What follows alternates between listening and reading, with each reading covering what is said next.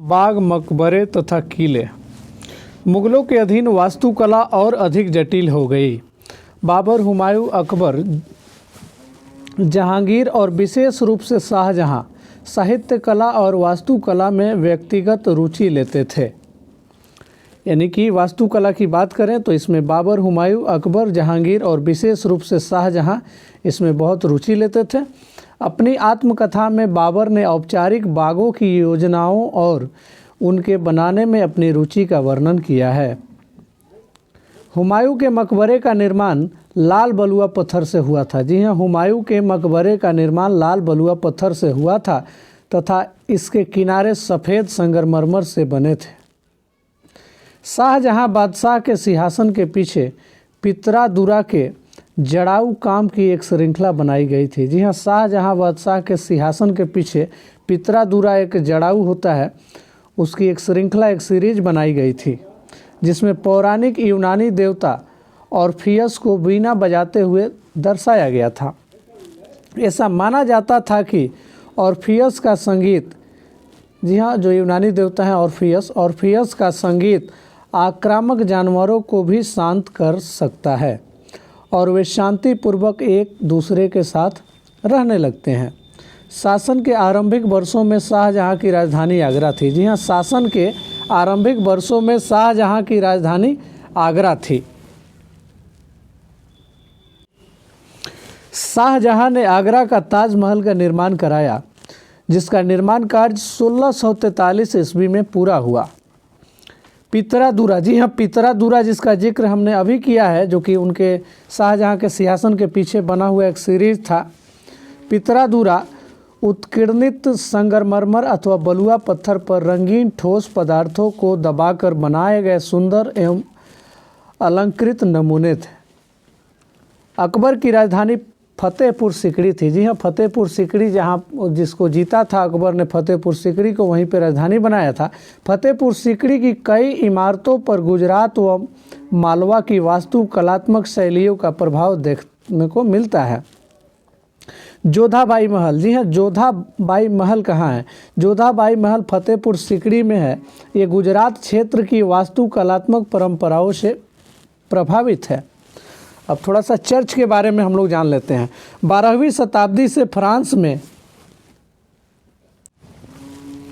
आरंभिक भवनों की तुलना में अधिक ऊंचे व हल्के चर्चों के निर्माण के प्रयास शुरू किए गए।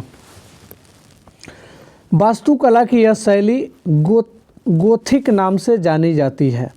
यानी कि 12वीं सदी में जो फ्रांस में चर्च बनने शुरू हुए थे, अधिक ऊंचे व हल्के चर्चों के निर्माण के प्रयास होने लगे। वास्तुकला की यह शैली गोथिक के नाम से जानी जाती है।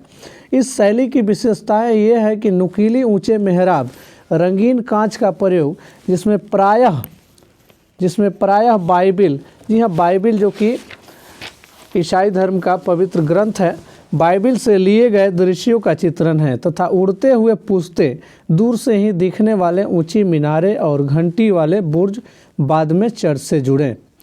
अब हम लोग जिक्र कर लेते हैं कांसा, घंटा धातु और लुप्त मोम तकनीकी की बात कर लेते हैं। यानी कि कांसा, घंटा धातु और लुप्त मोम, जिसको वैक्स बोलते हैं, उसके तकनीक के बारे में पढ़ते हैं। कांसा एक मिश्र धातु है, ऐसा आप लोग जानते ही हैं। कांसा एक मिश्र धातु है जो तांबे और टीन के मिलने से बनती है। यह तांबा और टीन के मिलने से कांसा बनती है। घंटा धातु में रांगा का अनुपात, रांगा, जी हाँ, रांगा जो कि शोल्डर होता है, तो रांगा का अनुपात किसी भी अन्य किस्म के कांसे से अधिक होता है। यह घंटे जैसी ध्वनि उत्पन्न करती है। चोलकालीन कांस्य मूर्तियाँ लुप्त मोम तकनीक से बनाई जाती थी। यानी कि चोल वंश के समय में जो कांसा की मूर्ति बनी है वो लुप्त मोम तकनीक से बनाई गई है। अब बात कर लेते हैं व्यापारियों का संघ का, कि व्यापारियों का संघ कैसा था। व्यापारियों को अनेक राज्यों तथा जंगलों से होकर गुजरना पड़ता था, इसलिए वे आमतौर पर काफिले बनाकर एक साथ यात्रा करते थे और अपने हितों की रक्षा के लिए व्यापार संघ बनाते थे। व्यापार संघ, जिसको गिल्ड भी कहा जाता है, तो अपने हितों की रक्षा के लिए वो व्यापार संघ बनाते थे, क्योंकि जंगल से गुजरना पड़ता था, कई राज्यों में जाना पड़ता था उन लोग। दक्षिण भारत में 8वीं शताब्दी और परवर्ती काल में अनेक ऐसे संघ थे। उनमें सबसे प्रसिद्ध मणिग्रामम और नाना देशी थे। जी हाँ, मणिग्रामम और नाना देशी एक संघ है जो कि दक्षिण भारत का व्यापारिक संघ है। चेट्टियार, जी हाँ, चेट्टियार और मारवाड़ी ओसवाल जैसे समुदाय आगे चलकर देश के प्रधान व्यापारी समूह बन गए। गुजराती व्यापारियों में हिंदू बनिया और मुस्लिम बोहरा दोनों समुदाय शामिल थे। पश्चिमी तट के नगरों में अरबी, फारसी, चीनी, यहूदी और सीरियाई ईसाई बस गए थे। लाल सागर के बंदरगाहों में बेचे जाने वाले भारतीय मसाले और कपड़े इतावली व्यापारियों द्वारा खरीदे जाते थे और वहां से वे उन्हें आगे यूरोपीय बाज़ारों में पहुंचाते थे। उनसे व्यापार में बहुत लाभ होता था। उष्णकटिबंधीय जलवायु में उगाए जाने वाले मसाले जैसे काली मिर्च, दालचीनी, जायफल, सौंठ इत्यादि यूरोपीय व्यंजनों के महत्वपूर्ण अंग बन गए थे, यानी कि यूरोप में लेकर इसको बेचा जाता था। काबुल और कांधार, जी हाँ, काबुल और कांधार सुप्रसिद्ध रेशम मार्ग से जुड़े थे। साथ ही घोड़ों का व्यापार भी मुख्य रूप से इसी मार्ग से होता था। तो क्वेश्चन आपसे पूछा जा सकता है कि काबुल और कांधार जो है सुप्रसिद्ध किस मार्ग से जुड़े थे? तो रेशम मार्ग से, जहाँ पर किसका व्यापार होता था? तो घोड़ा का व्यापार होता था। अब नगरों में शिल्प कला के बारे में, जो क्राफ्ट्स मैन होते हैं, क्राफ्टिंग होता है, उसके बारे में हम लोग थोड़ा सा चर्चा कर लेते हैं। बीदर के शिल्पकार तांबे तथा चांदी में जड़ाई के काम के लिए इतने अधिक प्रसिद्ध थे कि इस शिल्प का नाम ही बीदड़ी पड़ गया। जी हाँ, बीदर एक जगह है, वहाँ के शिल्पकार चांदी और तांबे में जड़ाई के काम के लिए काफ़ी फेमस थे, इसलिए इस शिल्प का नाम ही बीदड़ी पड़ गया। सालियार या कैकोलार जैसे बुनकर भी समृद्धशाली समुदाय बन गए थे और वे मंदिरों को भारी दान दक्षिणा दिया करते थे। अब चर्चा करते हैं हम्पी की। जी हाँ, हम्पी जो कि विजयनगर साम्राज्य से जुड़ा हुआ है। हम्पी नगर कृष्णा और तुंगभद्रा नदियों की घाटी में स्थित है। यह नगर 1336 में स्थापित विजयनगर साम्राज्य का केंद्र स्थल था। हम्पी के शानदार खंडहरों से पता चलता है कि उस शहर की किलेबंदी उच्च कोटि की थी। किले की दीवारों के निर्माण में कहीं भी गारे चूने जैसे किसी भी जोड़ने वाले मसाले का प्रयोग नहीं किया गया था और सील खंडों को आपस में फंसाकर गूंथा गया था। अपने शासनकाल में विजयनगर के शासकों ने जलाशयों एवं नहरों के निर्माण में काफ़ी रुचि रखी। मालदेवी नदी के ऊपर 1.37 किलोमीटर लंबे मिट्टी के बांध वाले अनंतराज सागर जलाशय का निर्माण हुआ। कृष्णदेव राय ने 2 पहाड़ियों के बीच एक विशाल प्रस्तर बांध का निर्माण विजयनगर के निकट एक विशाल झील के निर्माण के लिए किया, जहां से जल को जल संतु और नहरों द्वारा बगीचों और खेतों तक सिंचाई के लिए पहुंचाया जाता था। 1565 ईस्वी में दक्कनी सुल्तानों गोलकुंडा, बीजापुर, अहमदनगर, बरार और बीदर के शासकों के हाथों विजयनगर की पराजय के बाद हम्पी का विनाश हो गया। अब आते हैं सूरत के बारे में पढ़ते हैं। सूरत ओरमुज की खाड़ी से होकर पश्चिमी एशिया के साथ व्यापार करने के लिए मुख्य द्वार था। सूरत को मक्का का प्रस्थान द्वार भी कहा जाता है। जी हाँ, सूरत को मक्का का प्रस्थान द्वार भी कहा जाता है क्योंकि बहुत से हज यात्री जहाज़ से यहीं से रवाना होते हैं। मक्का का प्रस्थान द्वार इसलिए कहा जाता है क्योंकि हज के लिए बहुत से यात्री यहीं से रवाना होते हैं। सूरत एक स्वदेशीय नगर था जहां सभी जातियों और धर्मों के लोग रहते थे। 17वीं शताब्दी में वहां पुर्तगालियों, डचों और अंग्रेज़ों के कारखाने एवं माल गोदाम थे। अंग्रेज इतिहासकार ओविंगटन ने 1689 में सूरत बंदरगाह का वर्णन करते हुए लिखा है कि किसी भी एक वक्त पर भिन्न भिन्न देशों के औसतन 100 जहाज इस बंदरगाह पर लंगर डाले खड़े देखे जाते थे। यानी कि ये जो इतिहासकार हैं, अंग्रेजी इतिहासकार हैं ओविंगटन, ये बताते हैं कि कम से कम 100 जहाज जो है वहाँ पर एक बार में देखे जाते थे। सूरत के वस्त्र अपने सुनहरे गोटा किनारियों, यानी जिसको जड़ी कढ़ाई आजकल कहते हैं, के लिए प्रसिद्ध थे और उनके लिए पश्चिमी एशिया, अफ्रीका और यूरोप में बाज़ार उपलब्ध थे। सूरत से जारी की गई हुंडियों का मतलब एक दस्तावेज होता है एक तरीके का, जिसमें एक व्यक्ति द्वारा जमा कराई गई रकम लिखा हुआ होता है। सूरत से जारी की गई हुंडियों को दूर दूर तक मिस्र में काहिरा, इराक में बसरा और बेल्जियम में एंटवर्प के बाज़ारों में मान्यता प्राप्त थी। 1668 में अंग्रेजी ईस्ट इंडिया कंपनी ने सूरत में अपना मुख्यालय स्थापित कर लिया था। आज सूरत एक महत्वपूर्ण वाणिज्यिक यानी कमर्शियल सेंटर है। वाणिज्य केंद्र एक ऐसा संस्थान होता है जहां विभिन्न उत्पादन केंद्रों से आने वाले माल खरीदे और बेचे जाते हैं। मसूलीपट्टनम के बारे में अब चर्चा कर लेते हैं। मसूलीपट्टनम क्या है? मसूलीपट्टनम या मछलीपट्टनम नगर कृष्णा नदी के डेल्टा पर स्थित है। यह आंध्र तट का सबसे महत्वपूर्ण पतन बन गया, यानी कि आंध्र प्रदेश का सबसे महत्वपूर्ण पतन बन गया। मसूलीपट्टनम का किला हॉलैंड वासियों ने बनाया था। मसूलीपट्टनम का किला किसने बनवाया था? हॉलैंड वासियों ने बनवाया था। अंग्रेजी ईस्ट इंडिया कंपनी के एक गुमास्ते विलियम मेथवर्ल्ड ने 1620 ईस्वी में मसूलीपट्टनम का वर्णन किया था कि यह गोलकुंडा का मुख्य पतन है, जहां परम पूज्य ईस्ट इंडिया कंपनी अपना एजेंट रखती है। पहले यह एक गरीब मछुआरा नगर था। गोलकुंडा के कुतुबशाही शासकों ने कपड़ों, मसालों और अन्य चीज़ों की बिक्री पर शाही एकाधिकार लागू किया, जिससे कि वहां का व्यापार पूरी तरह ईस्ट इंडिया कंपनी के हाथों में न चला जाए।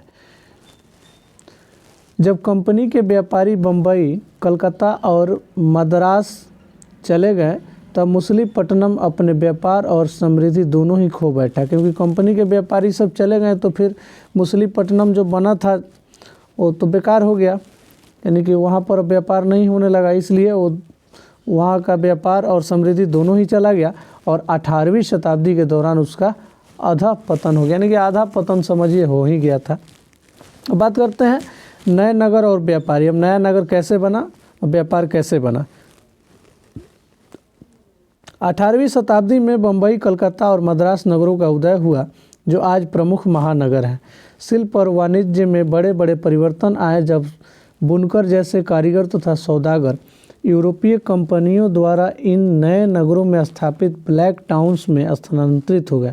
ब्लैक यानी देसी व्यापारियों और शिल्पकारों को इन ब्लैक टाउन्स में सीमित कर दिया गया, जबकि गोरे शासकों ने मद्रास में फोर्ट सेंट जॉर्ज और कलकत्ता में फोर्ट सेंट विलियम की शानदार कोठियों में अपना आवास बनाया। जी हाँ, यहाँ पर एक चीज़ देखने वाली है कि फोर्ट सेंट जॉर्ज कहाँ बना था?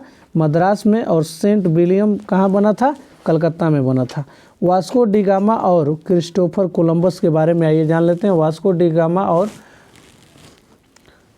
क्रिस्टोफर कोलंबस 15वीं शताब्दी में यूरोपीय नाविकों द्वारा समुद्री मार्ग खोजने के अभूतपूर्व कार्य किए गए। उनमें से अनेक नाविक भारतीय उपमहाद्वीप तक पहुंचने का मार्ग खोजने और मसाले प्राप्त करने की इच्छा से प्रेरित थे। पुर्तगाली नाविक वास्को डी गामा अटलांटिक महासागर के साथ साथ यात्रा करते हुए केप ऑफ गुड होप से निकलकर और हिंद महासागर को पार करके भारत पहुंचा। उसने अपनी पहली यात्रा को पूरा करने में 1 वर्ष से भी अधिक समय लगा। वह 1498 में कालीकट पहुंचा, कालीकट जो कि केरल में है, और अगले वर्ष पुर्तगाल की राजधानी लिस्बन लौट गया। इस समुद्री यात्रा के दौरान उसके 4 में से 2 जहाज नष्ट हो गए और 170 यात्रियों में से केवल 54 ही जीवित बचे थे। जी हाँ, 4 जहाज से आया था जिसमें 2 तो नष्ट हो गया और 170 लोग आए थे साथ में, 170 में से 54 ही जीवित बचे थे। इन प्रत्यक्ष खतरों के बावजूद जो मार्ग खोले या खोजे गए वे अत्यंत लाभकारी सिद्ध हुए और उसके बाद तो अंग्रेज, हॉलैंड वासी, फ्रांसीसी नाविकों का आना यहाँ पे शुरू हो गया।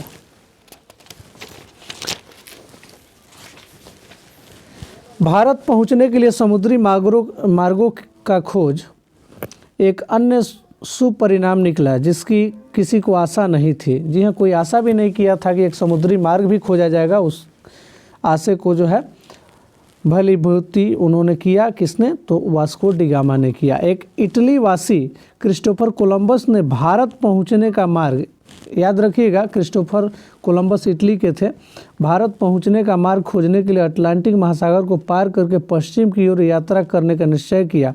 उसका सोचना था कि चूंकि पृथ्वी गोल है इसलिए वह पश्चिम की ओर से भी भारत पहुंच सकता है। वह 1492 में वेस्ट इंडीज़ के तट पर पहुंचा। देख लीजिए, वेस्ट इंडीज़ का नाम इसी भ्रांति के कारण पड़ा, क्योंकि वेस्ट में वो जाना चाहा, सोचा कि पृथ्वी गोल है तो उधर से भी इंडिया में प्रवेश कर जाएंगे।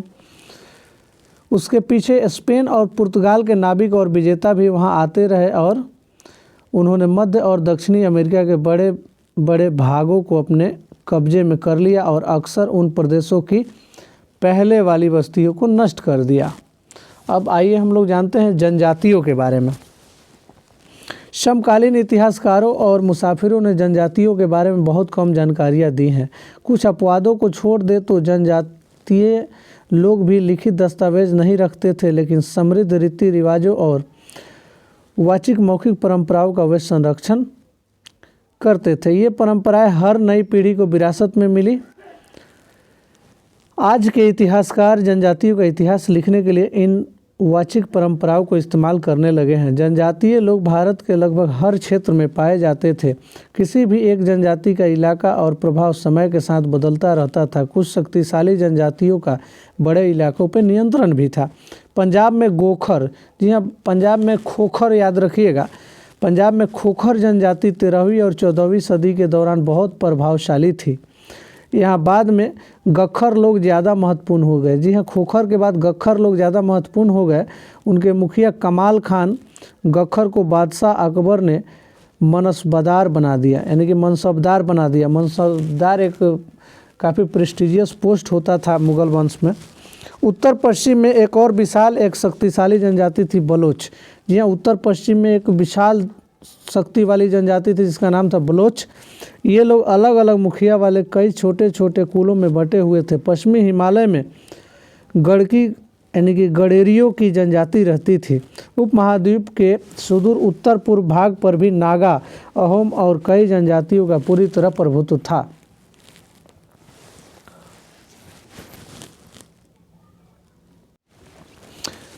बिहार और झारखंड के कई इलाकों में 12वीं सदी तक चेर सरदार शाहियों का उदय हो चुका था। बादशाह अकबर के प्रसिद्ध सेनापति राजा मान सिंह ने, जी हाँ, अकबर के सेनापति राजा मान सिंह ने 1591 में चेर लोगों पर हमला किया और उन्हें परास्त किया। मुगल सेनाओं ने चेर लोगों के कई किलों पर कब्जा किया। इस क्षेत्र में रहने वाले महत्वपूर्ण जनजातियों में मुंडा और संथाल थे।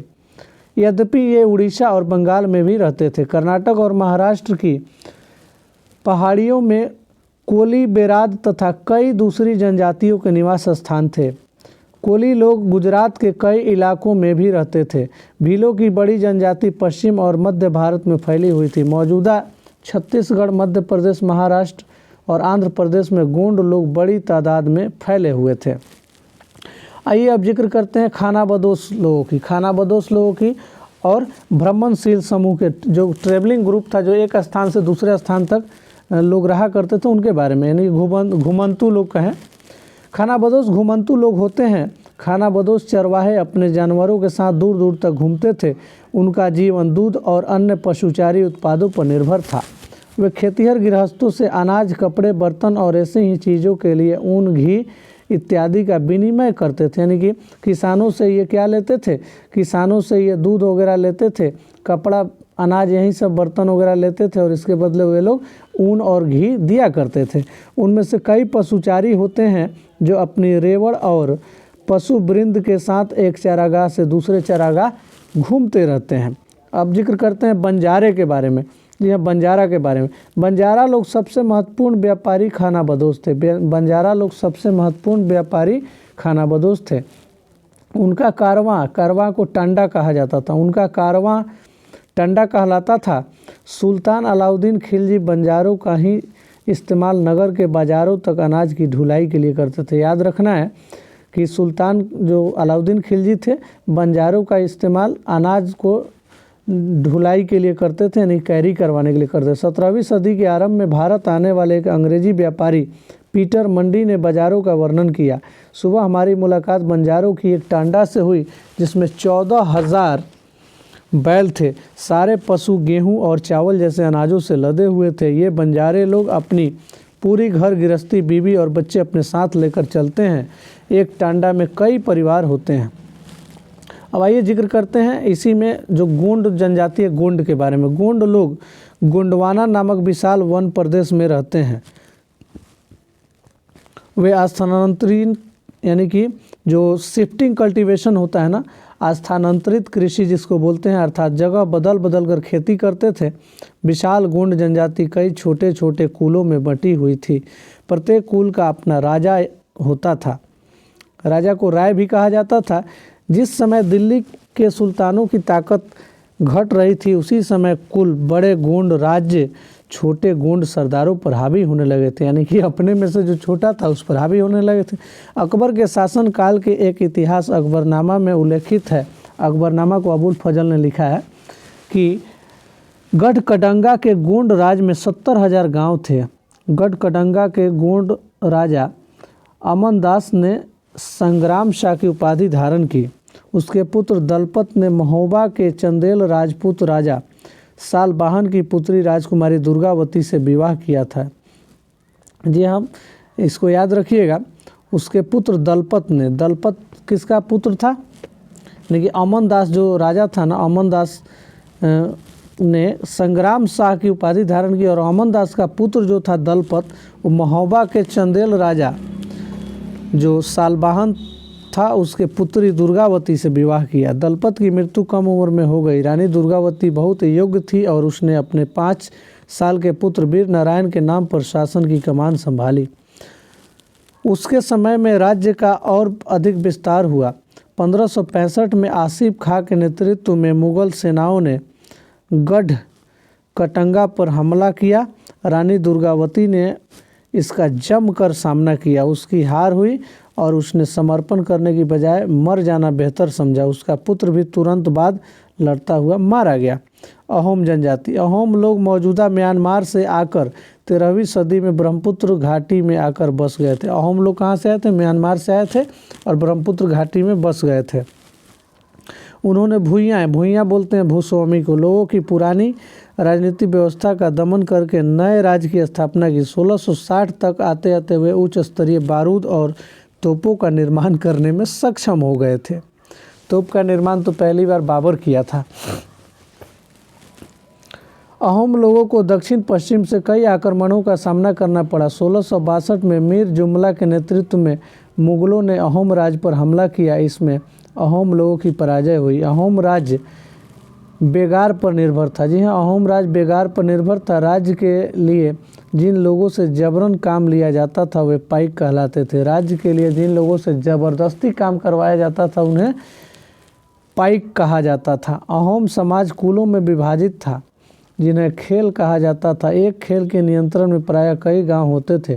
किसान को अपने ग्राम समुदाय के द्वारा जमीन दी जाती थी।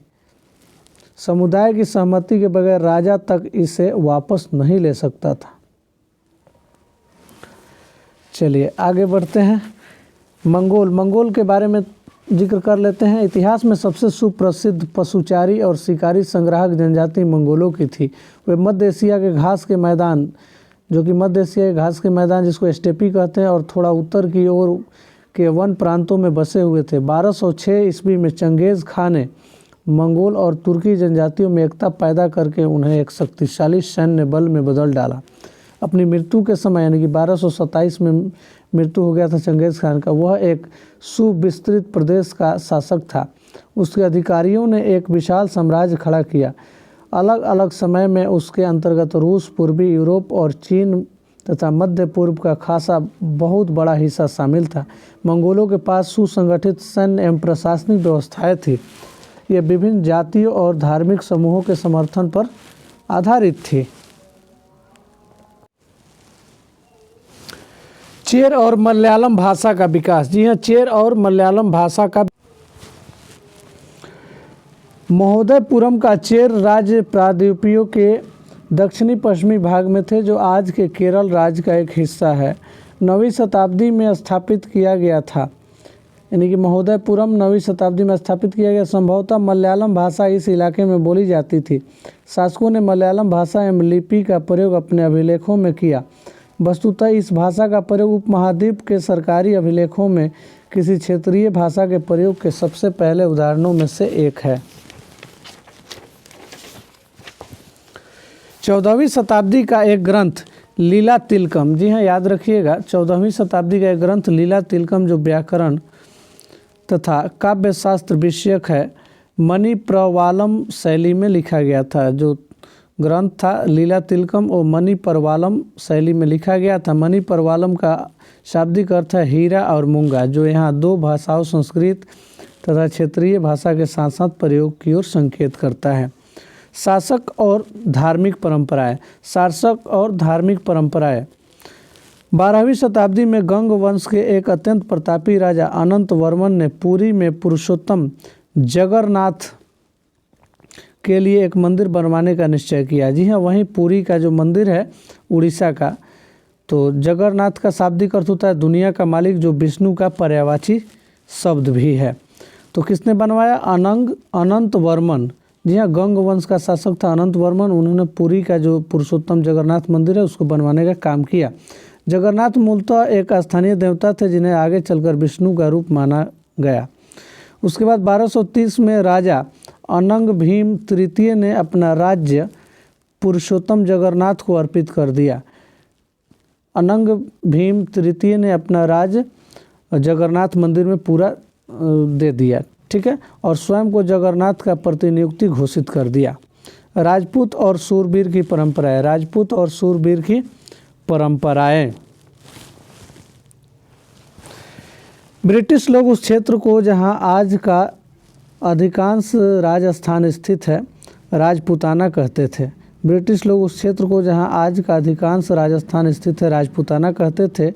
इससे ये समझा जाता है कि इस क्षेत्र में अधिकांश लोग राजपूत थे। राजस्थान में राजपूतों के अलावा अन्य लोग भी रहते हैं, तथापि अक्सर यह माना जाता है कि राजपूतों ने राजस्थान को एक विशिष्ट संस्कृति प्रदान की। लगभग 8वीं शताब्दी से आज के राजस्थान के अधिकांश भाग पर विभिन्न परिवार के राजपूत राजाओं का शासन रहा। पृथ्वीराज एक ऐसा ही शासक था। ये शासक ऐसे शूरवीरों के आदर्शों को अपने हृदय में संजोए रखते थे जिन्होंने रण क्षेत्र में बहादुरी से लड़ते हुए अपने प्राण गंवा दिए मगर पीठ नहीं दिखाई।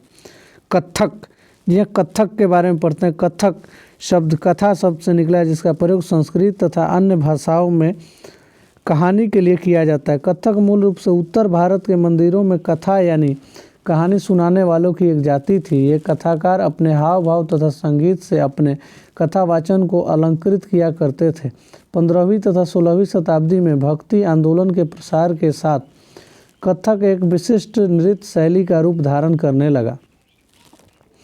राधा कृष्ण के पौराणिक आख्यान कहानियाँ लोक नाट्य के रूप में प्रस्तुत किए जाते थे, जिन्हें रासलीला कहा जाता था। रासलीला में लोक नृत्य के साथ कथक कथाकार के मूल हाव भाव भी जुड़े थे। आगे चलकर यह दो परंपराएं अर्थात घरानों में फूला फला। राजस्थान के राजदरबारों में और लखनऊ में ये कथक परंपरा फला फूला। अवध के अंतिम नवाब वाजिद अली शाह के संरक्षण में यह प्रमुख कला के रूप में उभरा। चलिए जान लेते हैं कुछ नृत्य और उसके जगह। तो नृत्य रूप जैसे भरतनाट्यम तमिलनाडु। भरतनाट्यम कहाँ के हैं? तमिलनाडु। कथकली केरल, ओडिसी उड़ीसा के, कुचिपुड़ी आंध्र प्रदेश, मणिपुरी मणिपुर। वहीं कथक की बात करें तो उत्तर प्रदेश हो जाएगा या उत्तरी भारत हो जाएगा। लघु चित्र, जिसको इंग्लिश में मिनिएचर बोलते हैं। लघु चित्र, लघु चित्र छोटे आकार के चित्र होते हैं जिन्हें आमतौर पर जल रंगों से कपड़े या कागज पर चित्रित किया जाता है। प्राचीनतम लघु चित्र ताड़पत्रों, जी हाँ, जिसको पाम लिप्स बोलते हैं, ताड़पत्रों अथवा लकड़ी की तख्तियों पर चित्रित किए गए थे। इनमें से सर्वाधिक सुंदर चित्र जो पश्चिम भारत में पाए गए जैन ग्रंथों का सचित्र बनाने के लिए प्रयोग किए गए थे। मुगल बादशाह अकबर, जहांगीर और शाहजहां ने अत्यंत कुशल चित्रकारों को संरक्षण प्रदान किया। 17वीं शताब्दी के बाद वाले वर्षों में आधुनिक हिमाचल प्रदेश के इर्द गिर्द हिमालय के तलहटी के इलाके में लघु चित्रकला की एक साहसपूर्ण एवं भावप्रवण शैली का विकास हो गया, जिसे बसोहली शैली कहा जाता है। यानी कि हिमाचल प्रदेश में जो शैली हुआ प्रचलित उसको बसोहली शैली कहा जाता है। यहाँ जो सबसे लोकप्रिय पुस्तक चित्रित की गई वह थी भानु दत्त की रसमंजरी। जी हाँ, भानुदत्त की रसमंजरी। पीर फारसी भाषा का शब्द है जिसका अर्थ होता है आध्यात्मिक मार्गदर्शक, यानी कि पीर का मतलब आध्यात्मिक मार्गदर्शक होता है। जीववाद, जीववाद का अर्थ यह मानना है कि पेड़ पौधे, जड़ वस्तु और प्राकृतिक घटनाओं में भी जीवात्मा होती है। मछली भोजन के रूप में देखिए कहाँ कहाँ होता है, इसके बारे में पढ़ लेते हैं। मछली पकड़ना बंगाल के लोगों का प्रमुख धंधा रहा है और बंगाली साहित्य में मछली का स्थान का उल्लेख मिलता है। मंदिरों और बौद्ध विहारों की दीवारों पर जो मिट्टी की पट्टियाँ लगी है उनमें भी मछलियों को साफ करते हुए और टुकड़ियों में भरकर बाजार ले जाते हुए दर्शाया गया है। ब्राह्मणों को सामिस भोजन करने की अनुमति नहीं थी, लेकिन स्थानीय आहार में मछली की लोकप्रियता को देखते हुए ब्राह्मण धर्म के विशेषज्ञों ने बंगाली ब्राह्मणों के लिए इस निषेध में ढील दे दी। बृहद धर्म पुराण जो बंगाल में रचित 13वीं शताब्दी का संस्कृत ग्रंथ है। जी हाँ, बृहद धर्म पुराण जो बंगाल में 13वीं सदी में रचित संस्कृत ग्रंथ है ने स्थानीय ब्राह्मणों को कुछ खास किस्मों की मछली खाने की अनुमति दी थी। अब बात करते हैं मुगल साम्राज्य का पतन के बारे में। नादिर शाह ने 1739 ईस्वी में दिल्ली पर आक्रमण किया। जी हाँ, नादिर शाह ने 1739 ईस्वी में दिल्ली पर आक्रमण किया और संपूर्ण नगर को लूट कर वह बड़ी भारी मात्रा में धन दौलत ले गया। वह तख्ते ताउस यानी मयूर सिंहासन को भी लूटकर अपने साथ ले गया। नादिर शाह के आक्रमण के बाद अफगान शासक अहमद शाह अब्दाली ने के आक्रमणों का तांता लगा रहा। उसने 1748 से 1761 के बीच 5 बार उत्तरी भारत पर आक्रमण किया और लूटपाट मचाई। 18वीं सदी के दौरान मुगल साम्राज्य धीरे धीरे कई स्वतंत्र क्षेत्रीय राज्यों में बिखर गया। इस प्रकार मुगल वंश का अंत हो गया। नए राज्यों का उदय, आगे पढ़ते हैं। नए राज्यों का उदय, जैसे जैसे मुगल साम्राज्य गया उसके बाद नए राज्य कैसे बने। मोटे तौर पर 18वीं शताब्दी के राज्यों को 3 परस्पर व्यापी समूहों में बांटा जा सकता है। अवध, बंगाल व हैदराबाद जैसे वे राज्य जो पहले मुगल प्रांत थे। ऐसे राज्यों जो मुगलों के पुराने शासनकाल में वतन जागीरों के रूप में काफ़ी स्वतंत्र थे, इनमें कई राजपूत प्रदेश भी शामिल थे। तीसरी श्रेणी में मराठों, सिखों और जाटों के राज्य आते हैं। ये विभिन्न आकार के थे और इन्होंने कई और लंबे सशस्त्र संघर्ष के बाद मुगलों से स्वतंत्रता छीनकर ली थी। पुराने मुगल प्रांतों से जिन उत्तराधिकारियों राज्यों का उद्भव हुआ उनमें से 3 राज्य प्रमुख थे, अवध, बंगाल और हैदराबाद। इन 3 राज्यों के संस्थापक थे सादत खान, मुर्शीद अली खान, आसफ जाही, ठीक है, जिनका मुगल दरबार में ऊंचा स्थान था। अब बात करते हैं हैदराबाद की। जी हाँ, हैदराबाद वहीं राजा निजाम की सरजमी। निजाम उल मुल्क यानी आसफ शाह, निजाम उल मुल्क आसफ शाह, जिसने हैदराबाद राज्य की स्थापना की थी, मुगल बादशाह फर्रुखसियर के दरबार का एक अत्यंत शक्तिशाली सदस्य था। जी हाँ, फर्रुखसियर जिसको घृणित कायर कहा जाता था, उसके दरबार का शक्तिशाली एक सदस्य था आसफ शाह। हैदराबाद के निजाम के निजी सैनिकों का एक वर्णन जो सन 1790 में किया गया था इस प्रकार था। निजाम के पास 400 हाथियों की सवारी थी। उसके आसपास कई हजार घोड़सवार रहते हैं। इन अत्यंत कुशल और अति सुंदर सजे हुए सवारों का सांकेतिक वेतन 100 रुपये से ज़्यादा है। अवध की बात कर लेते हैं। बुरहान उल मुल्क यानी कि सआदत खान, जी हाँ, बुरहान उल मुल्क जिसको सआदत खान कहते हैं, सआदत खान को 1722 में अवध का सूबेदार नियुक्त किया गया था। मुगल साम्राज्य का विघटन होने पर जो राज्य बने उनमें यह राज्य सर्वाधिक महत्वपूर्ण राज्यों में से एक था। अवध जो है एक समृद्धशाली प्रदेश था जो गंगा नदी के उपजाऊ मैदान में फैला हुआ था और उत्तरी भारत तथा बंगाल के बीच व्यापार का मुख्य मार्ग उसी में से होकर गुजरता था। बंगाल की बात करते हैं। मुर्शीद कुली खान बंगाल के नायब थे।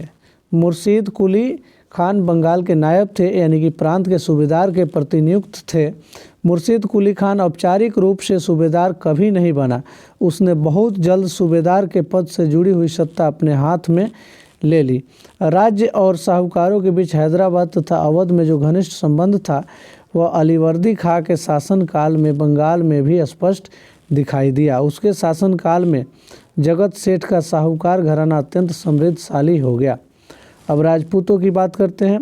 अंबर और जोधपुर के राजपूत घराने ने गुजरात और मालवा के लाभदायक सूबों की सूबेदारी का दावा किया। जोधपुर के राजा अजीत सिंह को गुजरात की सूबेदारी और अंबर के सवाई राजा जय सिंह को मालवा की सूबेदारी मिल गई। बादशाह जहादर शाह ने 1713 में इन राजाओं के इन पदों का नवीनीकरण किया। जोधपुर राजघराने ने नागौर को जीत लिया। जोधपुर राजघराने ने नागौर को जीत लिया और अपने राज में मिला लिया। दूसरी ओर अंबर ने भी बूंदी के बड़े बड़े हिस्सों, जी हाँ बूंदी जो कि राजस्थान में है, बूंदी के बड़े बड़े हिस्सों पर अपना कब्जा कर लिया। सवाई राजा जय सिंह ने जयपुर में अपनी राजधानी बनाई। उसने 1722 में आगरा की सूबेदारी दे दी गई, यानी कि उसे 1722 ईस्वी में आगरा की सूबेदारी दे दी गई। किसको?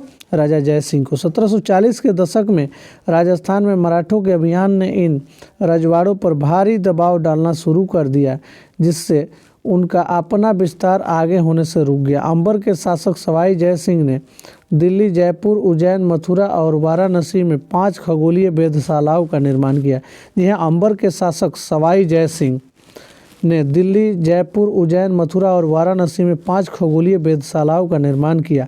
जंतर मंतर के नाम से विख्यात इन वेधशालाओं में खगोलीय पिंडों के अध्ययन हेतु कई उपकरण हैं। जी हाँ, जंतर मंतर इसी का नाम है। जो वेधशाला इन्होंने खोला, अंबर का शासक सवाई जय सिंह ने जो जंतर मंतर खोला, वो पहले वेधशाला था, आज जंतर मंतर के नाम से जानते हैं।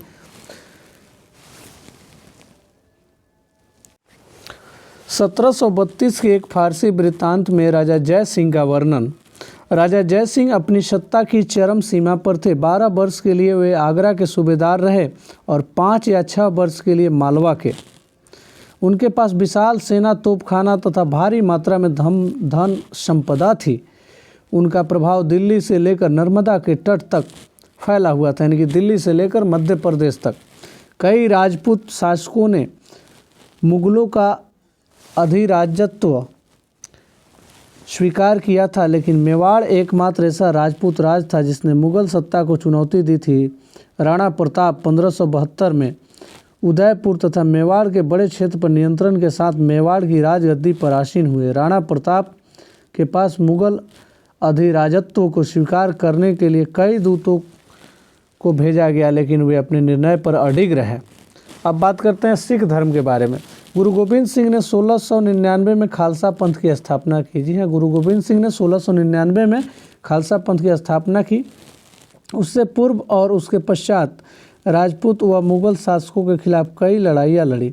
1708 में गुरु गोविंद सिंह की मृत्यु के बाद बंदा बहादुर के नेतृत्व में खालसा ने मुगल सत्ता के खिलाफ विद्रोह किए। उन्होंने बाबा गुरु नानक और गुरु गोविंद सिंह के नामों वाले सिक्के गढ़कर अपने शासन को सार्वभौम बताया। सतलज और यमुना नदियों के बीच के क्षेत्र में उन्होंने अपने प्रशासन की व्यवस्था की। 1715 में बंदा बहादुर को बंदी बना लिया गया और 1716 में उसे मार दिया गया। 18वीं शताब्दी में सिखों ने अपने आप को पहले जत्थों और बाद में मिसलों में संगठित किया तथा जत्थों और मिसलों की संयुक्त सेनाएं दल खालसा कहलाती थी। दल खालसा की बैठकों में वे सामूहिक निर्णय लिए जाते थे जिन्हें गुरुमत्ता यानी कि गुरु का प्रस्ताव कहा जाता था। सिखों ने राखी व्यवस्था स्थापित की। राखी व्यवस्था सिखों ने स्थापित। महाराणा रणजीत सिंह ने विभिन्न सिख समूहों में फिर से एकता कायम करके 1799 ईस्वी में लाहौर को अपनी राजधानी बनाई। अब बात करते हैं मराठा के बारे में। मराठा साम्राज्य। मराठा राज्य एक अन्य शक्तिशाली क्षेत्रीय राज था।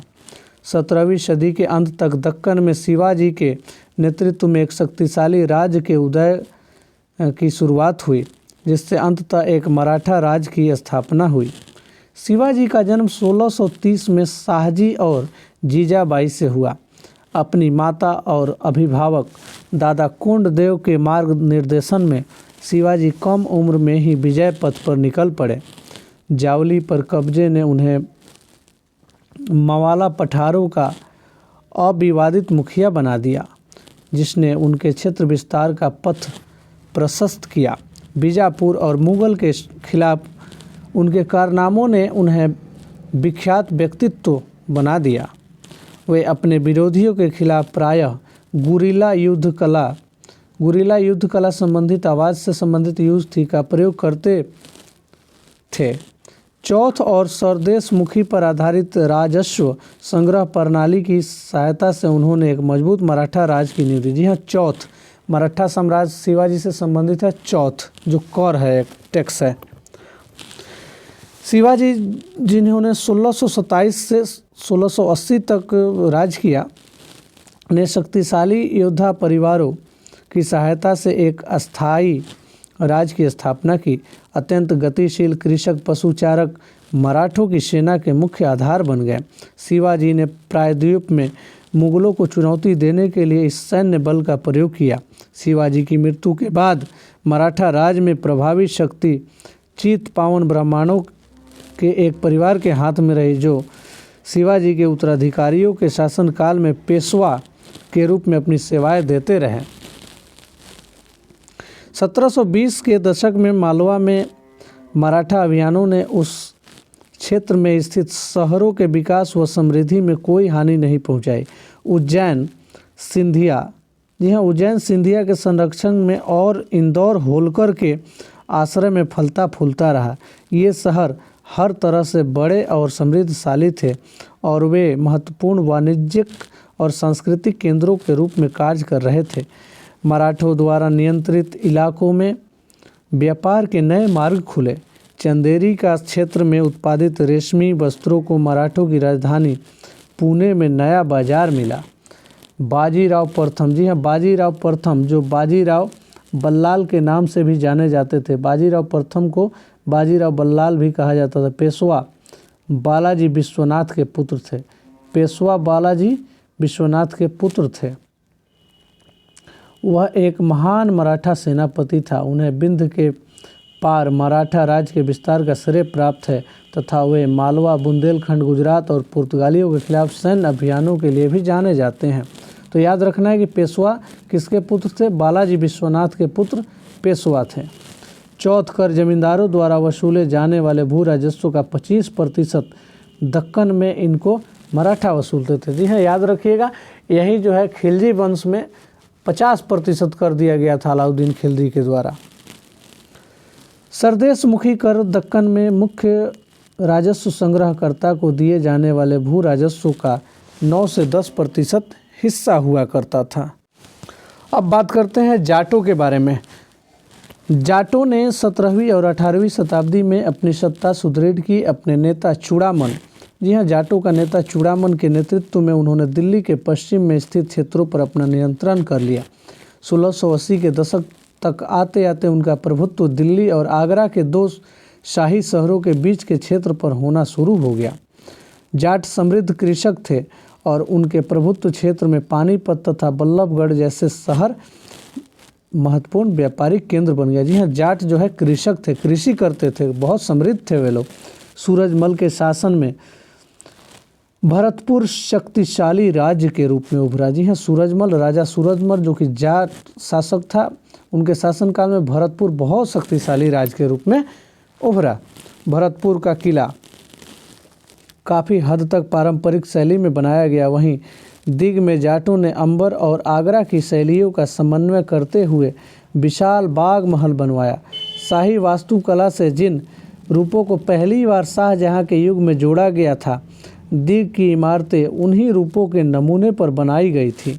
जाटों की शक्ति सूरजमल के समय पराकाष्ठा पर थी, जिन्होंने 1756 से 1763 के दौरान भरतपुर जाट राज्य को संगठित कर दिया था। सूरजमल के राजनीतिक नियंत्रण में जो क्षेत्र शामिल थे उसमें कौन कौन था? आधुनिक पूर्वी राजस्थान, दक्षिणी हरियाणा, पश्चिमी उत्तर प्रदेश और दिल्ली शामिल थे। सूरजमल ने कई किलों और महल बनवाए, जिनमें भरतपुर का प्रसिद्ध लोहागढ़ का किला इस क्षेत्र में बने सबसे मजबूत किलों में से एक था। अब बात करते हैं फ्रांसीसी क्रांति की। जी हाँ, फ्रांसीसी जो कि फ्रेंच रेवोल्यूशन के बारे में, जो कि शुरुआत हुई थी जिसकी 1789 में और चली थी 1794 तक। 18वीं शताब्दी में भारत की विभिन्न राज्य व्यवस्थाओं में जनसाधारण को अपनी अपनी सरकारों के कार्य में हिस्सा लेने का अधिकार नहीं था। जी हाँ, 18वीं सदी तक कोई भी आम आदमी सरकार में हिस्सा नहीं ले सकता था। ऐसी स्थिति पश्चिमी दुनिया में 18वीं शताब्दी के आखिरी दशक तक बनी हुई थी।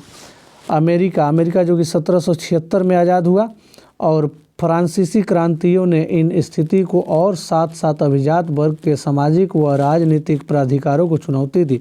फ्रांसीसी क्रांति के दौरान मध्य वर्गों जैसे किसान और शिल्पकारों ने पादरीगण और अभिजातों के विशेष अधिकारों के खिलाफ लड़ाई लड़ी। उनका मानना था कि समाज में किसी भी समूह के जन्मसिद्ध प्राधिकार नहीं होने चाहिए, बल्कि लोगों की सामाजिक स्थिति योग्यता पर निर्भर करनी चाहिए।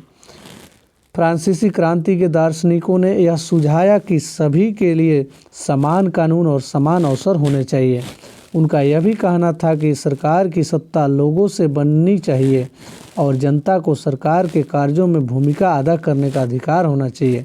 फ्रांसीसी और अमेरिकी क्रांतियों जैसे आंदोलन ने धीरे धीरे प्रजाओं को नागरिकों में बदल दिया। बिल्कुल सही काम किया उन लोगों ने। अब बात करते हैं भारतीय इतिहास की। जी हाँ, इंडियन हिस्ट्री की बात कर लेते हैं। 1817 में स्कॉटलैंड के अर्थशास्त्री, जी हाँ याद रखिएगा, 1817 में स्कॉटलैंड के अर्थशास्त्री और राजनीतिक दार्शनिक जेम्स मिल ने 3 विशाल खंडों में a history of British India, जी हाँ a history of British India याद रखिएगा, स्कॉटलैंड के जो इकोनॉमिस्ट थे James Mill, a history of British India, a history of British India किसके द्वारा बुक लिखा गया था? जेम्स मिल के द्वारा नामक एक किताब लिखी गई। इस किताब में उन्होंने भारत के इतिहास को हिंदू, मुस्लिम और ब्रिटिश इन 3 कालखंडों में बांटा। जी हाँ, a history of British India में जेम्स मिल ने 3 भागों में बांटा है इतिहास को, हिंदू, मुस्लिम और ब्रिटिश। इतिहासकार भारतीय इतिहास को आमतौर पर प्राचीन, मध्यकालीन तथा आधुनिक काल में बांटकर देखते हैं। इन विभाजन की भी अपनी समस्याएं हैं। इतिहास को इन खंडों में बांटने की यह समझ भी पश्चिम से आई है। पश्चिम में आधुनिक काल को विज्ञान, तर्क, लोकतंत्र, मुक्ति और समानता जैसी आधुनिकता की ताकतों के विकास का युग माना जाता है। उनके लिए मध्यकालीन समाज वे समाज थे जहां आधुनिक समाज की ये विशेषताएं नहीं थी। अब बात करते हैं औपनिवेशीकरण की। जी हाँ, औपनिवेशीकरण क्या है? औपनिवेशीकरण जिसको कोलोनाइजेशन कहते हैं। ब्रिटिश शासन के कारण भारत में यहाँ की मूल मान्यताओं और पसंद नापसंद, रीति रिवाज व तौर तरीकों में बदलाव आए। जी हाँ, ब्रिटिश जो भी चाहते थे वो करते थे। जब एक देश पर दूसरे देश के दबदबे से इसी तरह के राजनीतिक, आर्थिक, सामाजिक और सांस्कृतिक बदलाव आते हैं तो इस प्रक्रिया को औपनिवेशीकरण कहा जाता है। सर्वेक्षण की बात कर लेते हैं। 19वीं सदी की शुरुआत तक पूरे देश का नक्शा तैयार करने के लिए बड़े बड़े सर्वेक्षण किए जाने लगे थे। गांवों में राजस्व सर्वेक्षण किए गए। इन सर्वेक्षण में धरती की सतह, मिट्टी की गुणवत्ता, वहां मिलने वाले पेड़ पौधे और जीव जंतुओं तथा स्थानीय इतिहासों तथा फसलों का पता लगाया जाता था। रॉबर्ट क्लाइव ने रेनेल को हिंदुस्तान का नक्शा तैयार करने का काम सौंपा था। जी हाँ, याद रखिएगा, रॉबर्ट क्लाइव जो कि पहला गवर्नर था, उसने किसको सौंपा था कि हिंदुस्तान का नक्शा बनाओ? रेनेल को सौंपा था कि तुम हिंदुस्तान की नक्शा बनाओ। तो रेनेल पता नहीं बनाया कि नहीं बनाया। 19वीं सदी के आखिर में हर 10 साल में जनगणना भी की जाने लगी। हर 10 साल में। जी हाँ, 19वीं शताब्दी के आखिर में, यानी कि पहला तो जनगणना 1772 है, दूसरा 1781 में हुआ था। जनगणना के जरिए भारत के सभी प्रांतों में रहने वाले लोगों की संख्या, उनकी जाति, इलाके और व्यवसाय के बारे में जानकारियाँ इकट्ठा की जाती थी। इसके अलावा वानस्पतिक सर्वेक्षण, प्राणी वैज्ञानिक सर्वेक्षण, पुरातात्विक सर्वेक्षण, मानव शास्त्रीय सर्वेक्षण, वन सर्वेक्षण आदि और कई प्रकार के सर्वेक्षण शामिल किए गए। पूर्व में ईस्ट इंडिया कंपनी का आना। अब देखिए, पूर्व में ईस्ट इंडिया कंपनी कैसे आई थी, कब आई थी? इसके बारे में चर्चा करते हैं। सन 1600 ईस्वी में ईस्ट इंडिया कंपनी ने इंग्लैंड की महारानी एलिजाबेथ प्रथम से चार्टर अर्थात इजाज़तनामा हासिल कर लिया था। चार्टर का मतलब होता था इजाज़तनामा हासिल कर लिया था, यानी कि 1600 ईस्वी में एलिजाबेथ प्रथम से, जिससे कंपनी को पूरब से व्यापार करने का एकाधिकार मिल गया। इस इजाज़तनामे का मतलब यह था कि इंग्लैंड की कोई और व्यापारिक कंपनी इस इलाके में ईस्ट इंडिया कंपनी से कंपटीशन नहीं कर सकती थी, यानी कि केवल और केवल व्यापार कौन करेगा? East India company. इस चार्टर के सहारे कंपनी समुद्र पार जाकर नए इलाकों में खंगाल सकती थी कि व्यापार कहाँ कैसा चलेगा। वहाँ से सस्ती कीमत पर चीज़ें खरीद कर उन्हें यूरोप में ऊंची कीमत पर बेच सकती थी। पहली इंग्लिश फैक्ट्री 1651 में हुगली नदी के किनारे शुरू हुई। पहली अंग्रेज़ों की कंपनी 1651 में हुगली नदी के किनारे शुरू हुई। कंपनी के व्यापारी यहीं से अपना काम चलाते थे। इन व्यापारियों को उस ज़माने में फैक्टर कहा जाता था। व्यापारियों को फैक्टर कहा जाता था। 1696 तक कंपनी ने मुग़ल अफसरों को रिश्वत देकर 3 गांवों की ज़मींदारी भी खरीद ली। देखिए ईस्ट इंडिया कंपनी के लोग कितने चालाक थे कि अपने ही ऑफिसर को वो लोग घूस देकर क्या करते थे? ज़मींदारी हासिल कर लिए। इनमें से एक गांव कालीकत्ता, यह कालीकत्ता था जो बाद में कलकत्ता बना, अब इसे कोलकाता कहा जाता है।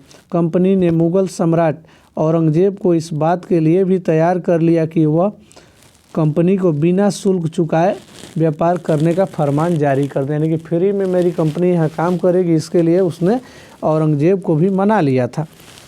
अब व्यापार से युद्ध तक आते हैं कि व्यापार कैसे युद्ध में बदलते गया। 18वीं सदी की शुरुआत में कंपनी और बंगाल के नवाबों का टकराव काफ़ी बढ़ गया। 18वीं सदी की शुरुआत में कंपनी जो ईस्ट इंडिया कंपनी थी उसका और बंगाल के जो नवाब थे उन लोगों में बहुत ज़्यादा एक टेंशन बढ़ गया। मुर्शिद कुली खां के बाद अलीवर्दी खां और उसके बाद सिराजुद्दौला बंगाल के नवाब बने। ये सभी शक्तिशाली शासक थे। उन्होंने कंपनी को रियायतें देने से मना कर दिया, यानी कि ये लोग एकदम तटस्थ थे, कहे कि नहीं हम रियायत तुमको नहीं देंगे। अब देखिए प्लासी का युद्ध 1756 में अलीवर्दी खां की मृत्यु के बाद सिराजुद्दौला बंगाल के नवाब बने, यानी कि 1756 में अलीवर्दी खां मर गया, उसके बाद सिराजुद्दौला बंगाल का नवाब बना। कंपनी को सिराजुद्दौला की ताकत से काफ़ी भय था क्योंकि सिराजुद्दौला किसी से डरता नहीं था। सिराजुद्दौला की जगह कंपनी एक ऐसा कठपुतली नवाब बनाना चाहती थी जो उसे व्यापारिक रियासतें और अन्य सुविधाएं आसानी से देने में आनाकानी न करे। कंपनी ने प्रयास किया कि सिराजुद्दौला के प्रतिद्वंदियों में से किसी एक को नवाब बना दिया जाए। कंपनी को कामयाबी नहीं मिली। जवाब में सिराजुद्दौला ने हुक्म दिया कि कंपनी उनके राज्य के राजनीतिक मामलों में टांग अड़ाना बंद कर दे, किलेबंदी रोके और बाकायदा राजस्व यानी कि टैक्स चुकाए। अब दोनों पक्ष पीछे हटने को तैयार नहीं हुए तो अपने 30,000 सिपाहियों के साथ नवाब ने कासिम बाज़ार में स्थित इंग्लिश फैक्ट्री पर हमला बोल दिया। नवाब की फौजों ने कंपनी के अफसरों को गिरफ्तार कर लिया। गोदाम पर ताला लगा दिया गया। अंग्रेज़ों से हथियार छीन लिए गए और अंग्रेज़ जहाज़ों को घेरे में ले लिया गया। इसके बाद नवाब ने कंपनी के कोलकाता स्थित किले पर कब्जे के लिए उधर का रुख किया। कलकत्ता के हाथ से निकल जाने की खबर सुनने पर मद्रास में तैनात कंपनी के अफसरों ने भी रॉबर्ट क्लाइव के नेतृत्व में सेनाओं को रवाना कर दिया। इस सेना को नौसैनिक बेड़े की मदद भी मिल रही थी। इसके बाद नवाब के साथ लंबे समय तक सौदेबाजी चली। आखिरकार 1757 में रॉबर्ट क्लाइव ने प्लासी के मैदान में सिराजुद्दौला के खिलाफ कंपनी की सेना का नेतृत्व किया। नवाब सिराजुद्दौला की हार का एक बहुत बड़ा कारण उसके सेनापतियों में से एक सेनापति मीर जाफ़र की कारगुजारियाँ भी थी, यानी कि उसका ही सेनापति जो है जाके रॉबर्ट क्लाइव से मिल गया था। मीर जाफ़र की टुकड़ियों ने इस युद्ध में हिस्सा नहीं लिया। रॉबर्ट क्लाइव ने यह कहकर उसे अपने साथ मिला लिया कि सिराजुद्दौला को हटाकर मीर जाफ़र को नवाब बना दिया जाएगा। प्लासी का नाम पलासी था। जी हाँ, पला तालाबे था, पलासी था, जिसे अंग्रेज़ों ने बिगाड़ कर पलासी कर दिया था। इस जगह को पलासी यहाँ पाए जाने वाले पलास के फूलों के कारण कहा जाता था। पलास के लाल फूल, जी हाँ, पलास के खूबसूरत लाल फूलों से गुलाब बनाया जाता था जिसका होली पर इस्तेमाल किया जाता। पुर्तगालियों ने भारत के पश्चिमी तट पर अपनी उपस्थिति दर्ज करा दी थी। वे गोवा में अपना ठिकाना बना चुके थे। पुर्तगाल के खोजी यात्री वास्को डी गामा ने, यानी कि पुर्तगाल का यात्री कौन था? वास्को डी गामा ने ही 1498 में पहली बार भारत तक पहुंचने की समुद्री मार्ग का पता लगाया था। अब देखिए पलासी के युद्ध के बाद क्या हुआ। 1765 में जब मीर जाफ़र की मृत्यु हुई, यानी कि मीर जाफ़र बना था किसके स्थान पर? सिराजुद्दौला को धोखा दिया, मीर जाफ़र बना। तो मीर जाफ़र भी जब मर जाता है तब कंपनी के इरादे बदल चुके थे। कठपुतली नवाबों के साथ अपने खराब अनुभव को देखते हुए रॉबर्ट क्लाइव ने ऐलान किया कि अब हमें खुद ही नवाब बनाना पड़ेगा। अब वो सब सोचा रॉबर्ट क्लाइव कि अब लोग को काहे के लिए अपने आदमी में से कोई नवाब बनेगा। आखिरकार 1765 ईस्वी में मुगल सम्राट ने कंपनी को ही बंगाल प्रांत का दीवान नियुक्त कर दिया। दीवानी मिलने के कारण कंपनी को बंगाल के विशाल राजस्व संसाधनों पर नियंत्रण मिल गया था। रॉबर्ट क्लाइव को 1772 में ब्रिटिश संसद में भ्रष्टाचार के आरोपों पर अपनी सफाई देनी पड़ी। सरकार को उसकी अकूत संपत्ति के स्रोत संदेहास्पद लगने लगे, यानी कि ज़्यादा संपत्ति हड़प लिया था, इसीलिए ब्रिटिश सरकार को उस पर संदेह हुआ। उसे भ्रष्टाचार आरोपी से बरी तो कर दिया गया, लेकिन 1774 में उसने आत्महत्या कर ली, क्योंकि वहीं पाप किया था, धन ज़्यादा कर लिया था। कंपनी के बहुत सारे अफसरों की सबसे बड़ी इच्छा बस यह थी कि वे भारत में ठीक ठाक पैसा कमाए और ब्रिटेन लौटकर आराम की ज़िंदगी बसर करें। जो जीते जी धन दौलत लेकर वापस लौट गए, उन्होंने वहाँ आलीशान जीवन जिया। उन्हें वहाँ के लोग नवाब कहते थे, यानी ब्रिटेन में यहाँ से जो धन लूट के ले जाता था वो सब नवाब कहलाता था। यह भारत शब्द नवाब का ही अंग्रेजी संस्करण बन गया था। उन्हें लोग अक्सर नए अमीरों और सामाजिक हैसियतों में रातों रात ऊपर आने वाले लोगों के रूप में देखते थे। नाटकों और कार्टून में उनका मजाक भी उड़ाया जाता था। अब बात करते हैं कंपनी का फैलता शासन। बक्सर की लड़ाई 1764 ईस्वी के बाद कंपनी ने भारतीय रियासतों में रेजिडेंट तैनात कर दिया। ये कंपनी के राजनीतिक या व्यावसायिक प्रतिनिधि होते थे। उनका, यानी कि बक्सर की लड़ाई के बाद रेजिडेंट तैनात कर दिया सब रियासत में। जो राजनीतिक व्यावसायिक प्रतिनिधि होता था, उनका काम कंपनी के हितों की रक्षा करना, उन्हें आगे बढ़ाना था। रेजिडेंट के माध्यम से कंपनी के अधिकारी भारतीय राज्यों के भीतरी मामलों में भी दखल देने लगे थे। कई बार कंपनी ने रियासतों पर सहायक संधि भी थोप दी। सहायक संधि का मतलब ये था कि किसी भी राज्य को कहो भाई हमसे संधि करो जल्दी, हम तुम्हारी सहायता करते हैं। वो राज्य मिल जाता था। अब झूठ मूठ का बहाना बनाता था, सहायता करता नहीं था। जो रियासत इस बंदोबस्त को मान लेती थी उसे अपनी स्वतंत्र सेनाएं रखने का अधिकार नहीं था। अब देखिए सहायक संधि में ये भी कंडीशन था, मुझसे अगर सहायक संधि करोगे तो तुम्हें सेना नहीं रखना पड़ेगा। उसे कंपनी की तरफ से सुरक्षा मिलेगी और सहायक सेना के रख रखाव के लिए वह कंपनी को पैसा देती थी। अगर भारतीय शासक रकम अदा करने में चूक जाते थे तो जुर्माने के तौर पर उनका इलाका कंपनी अपने कब्जे में ले लेती थी।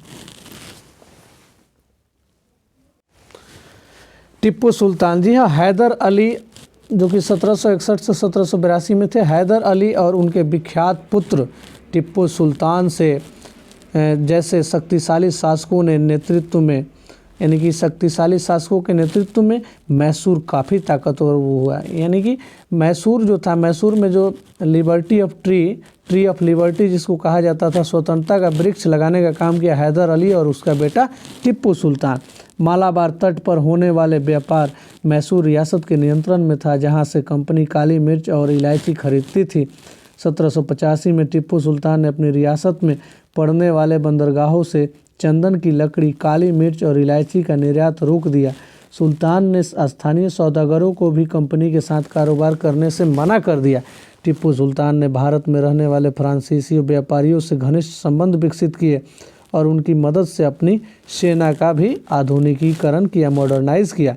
कंपनी की फौजों को हैदर अली और टिप्पू सुल्तान ने कई बार युद्ध में हराया था, लेकिन 1792 में मराठों, हैदराबाद के निजाम और कंपनी की संयुक्त फौजों के हमले के बाद टिप्पू सुल्तान को अंग्रेज़ों से संधि करनी पड़ी।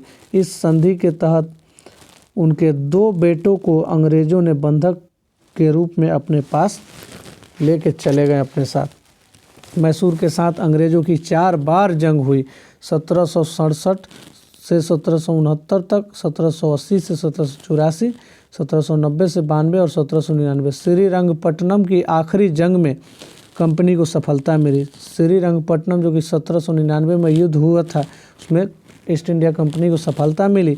अपनी राजधानी की रक्षा करते हुए टीपू सुल्तान मारे गए और मैसूर का राजकाज पुराने वोडियार राजवंश के हाथों में सौंप दिया गया। इसके साथ ही मैसूर पर भी सहायक संधि थोप दिया गया।